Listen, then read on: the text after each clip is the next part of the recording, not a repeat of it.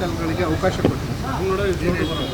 ಮತ್ತೆ ಸಮುದಾಯವನ್ನು ಹೋಲಿಕೆ ಮಾಡುವಂಥ ಸರ್ಕಾರ ಹೊರಟಿದೆಯಾ? ಕಾಂಗ್ರೆಸ್ಸು ಮುಂಚಿನದು ಆಡುವಂಥ ನೀತಿ ನಾವು ನೋಡಿದ್ದೇವೆ. ನೀವೇ ಇಮ್ಯಾಜಿನ್ ಮಾಡಿ ಮಕ್ಕಳ ಮೇಲೆ ಯಾವ ರೀತಿ ಇದನ್ನು ಪರಿಣಾಮ ಬೀರ್ಬೋದು ಅಂತ.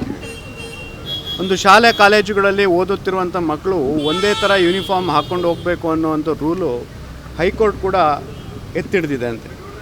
ಅದನ್ನು ಧಿಕ್ಕರಿಸಿ ಇವತ್ತು ಹಿಜಾಬನ್ನು ಒಂದು ಸಮುದಾಯವನ್ನು ಓಲೈಕೆ ಮಾಡೋದಕ್ಕೋಸ್ಕರ ದಾವಣಗೆರೆಯಲ್ಲಾದಂಥ ಆ ಘಟನೆಯನ್ನು ಅವ್ರನ್ನ ಸರಿ ಮಾಡ್ಕೊಳೋಕ್ಕೋಸ್ಕರ ತ್ಯಾಪೆ ಹಚ್ಚೋದಕ್ಕೋಸ್ಕರ ಈ ಕಾಂಗ್ರೆಸ್ಸು ಯಾವಾಗಲೂ ಈ ತುಷ್ಟೀಕರಣದ ರಾಜಕೀಯವನ್ನು ಅವ್ರು ಮಾಡ್ತಾನೆ ಬಂದರೆ ಒಡೆದಾಳೋ ನೀತಿಯಲ್ಲೇ ಅದು ಕಾಂಗ್ರೆಸ್ ಬಂದಿದೆ.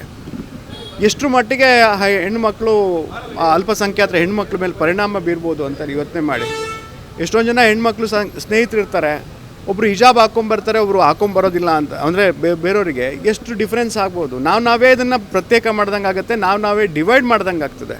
ಇದು ಭಾಳ ತಪ್ಪು. ಕಾಂಗ್ರೆಸ್ ಅವರು ಓನ್ಲಿ ಮುಸ್ಲಿಂ ತುಷ್ಟೀಕರಣಕ್ಕೋಸ್ಕರ ಈ ರೀತಿ ಮಾಡೋದು ಭಾಳ ತಪ್ಪು.